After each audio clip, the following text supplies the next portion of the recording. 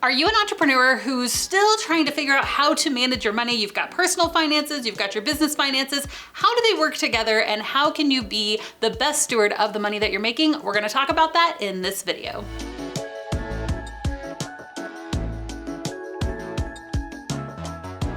Hey there, if you haven't met me, my name is Abbey Ashley. I am the CEO and founder of The Virtual Savvy, and we teach people how to make money working from home for themselves as virtual assistants. If that's something you're interested in, then you will definitely like hanging out here on my YouTube channel. Make sure that you subscribe and hit the bell to be notified every time I go live with new content. If I'm being totally honest, when I first started my business, I had no idea that it financially would take off in the way that it did. I really just planned on making a few couple $100s a month to spend on having somebody come help clean my house or to pay off a little bit of debt. I had no plan on it growing into a substantial business. However, once it did, I suddenly had this pressure of, oh my goodness, how do I manage this well? Not only the business finances, but how that flowed over into my personal finances. And so today, I just want to peek behind the curtain a little bit and share with you some of the things that I've learned going from making a couple $1,000s a month to a six-figure entrepreneur to a seven-figure entrepreneur. What are some of the tips that I've learned on how to really manage personal finances well? All right, let's go for it. I have 5 tips on how to manage your personal finances as an entrepreneur. All right, tip number 1, keep finances separate. When you are first starting out in business and money starts coming in, it can be tempting to just let all of that money come into your personal banking account, but my highest recommendation is that you keep things as separate as possible. In fact, even before you make $1 in your business, I would recommend going and setting up your own separate business banking account. Now, normally all that you'll need in order to set up a business bank account is an EIN number, which you can get for free. You can literally just Google get an EIN number and you will be able to get one. Don't pay anyone to do it for you. It's very, very simple. With that EIN number, you can go and open up a free checking account. Now, once you have that checking account, you might want to put a little bit of startup funds in there, but for the most part, this is where the money that you make in your business is going to flow into. And you want to be keeping track of that money separately from the money that you're actually making. So my recommendation on how that flow should look is that somebody pays you, right? You send out an invoice to that client, they're going to pay you, and that's going to go into your business checking account. I also recommend having a business savings account, which you can usually open up at the same time. Your money then, once you get paid, I would recommend saving about 25 or 30% back for taxes, right? So that money comes out, you're paying all of your expenses out of that checking account, and then you will pay yourself out of that account.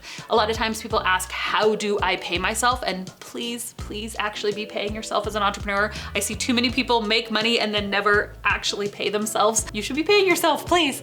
But when you do that, how it happens, it doesn't mean that you can write yourself a check, but generally what you can do is just a distribution, which means you're literally just transferring that money from your business account to your personal account and just keep track of all of it. So I will do literally just a simple Excel spreadsheet that shows how much money I've made, how much money I've spent, and how many distributions that I have taken.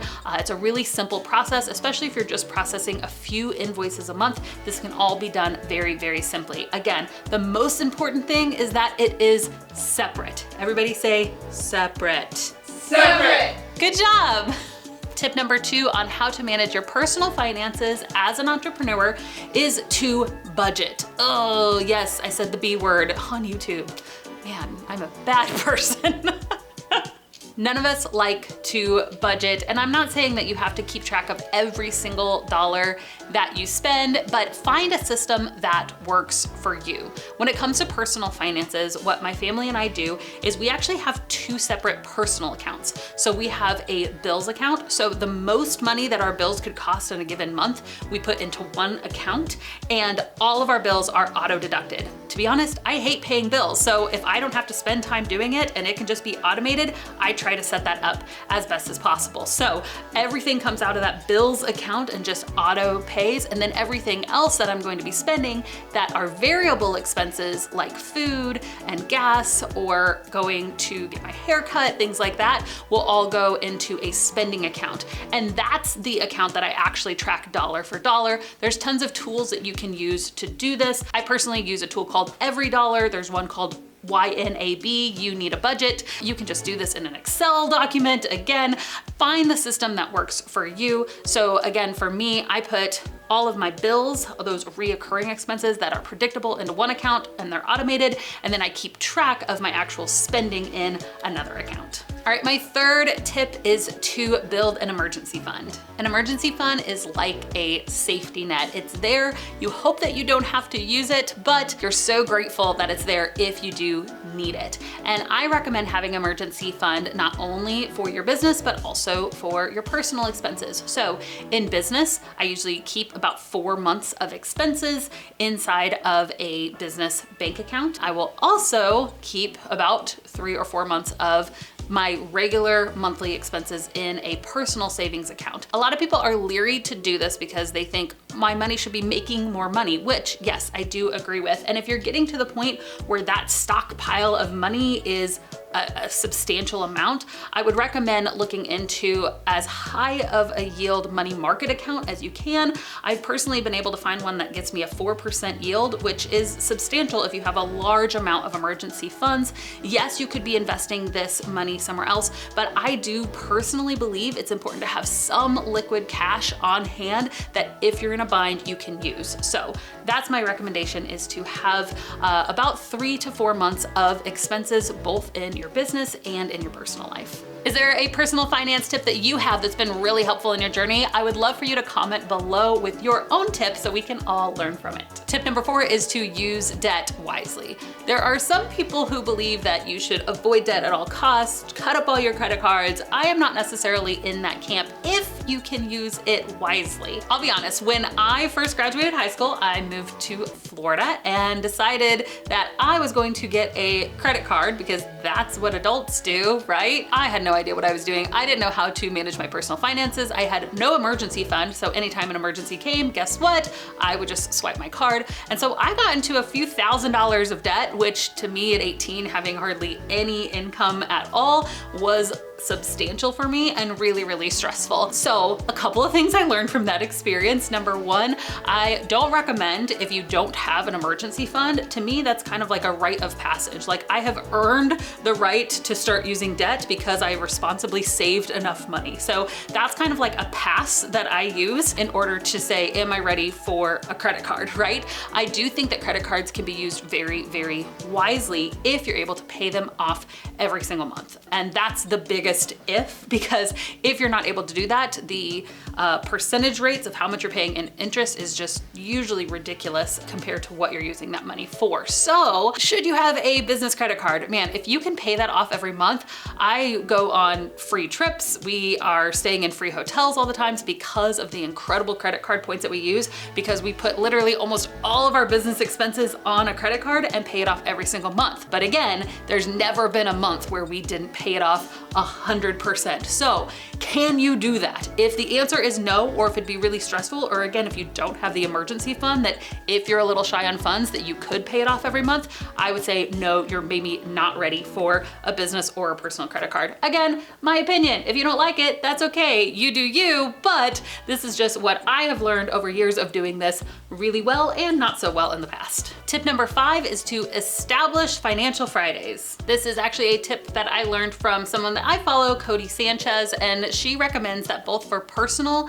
and business to have a standing appointment in your calendar. That could be every single Friday, that could be once a month on a Friday. My husband and I actually go over our finances every other week on Fridays. This is the point where we look at those reoccurring bills and see if there's anything that could be reduced, anything that was maybe higher than we expected. It's where we look over our spending, and if we haven't been actually filling out our every dollar expenses, then we go and make sure that's up to date. We look at our future planning and our emergency fund. Are we actually doing everything we want? We also have a free account with Empower, which used to be called Personal Finance, and you can look at everything. So that is all of your assets, like your home and your car or any debt that you do have, and it's just one snapshot. So you can always be keeping track of your net worth and watching that grow over time, which is just really fun. So those are some tools that I use. And again, that really just rhythm of having a financial Friday, that could be something that you do for business, for personal, or you do them both on the same day. But I recommend having a set aside time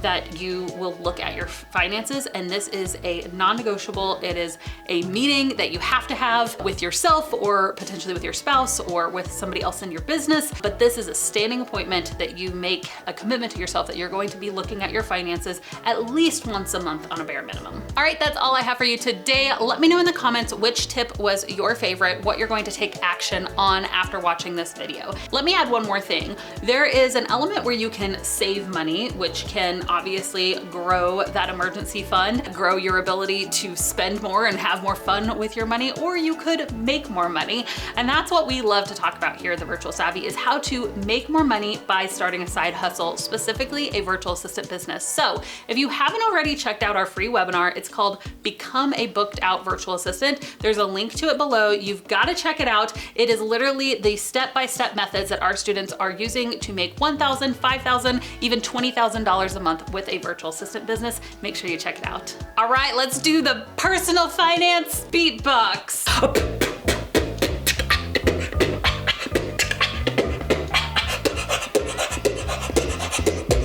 Personal finance. Budget.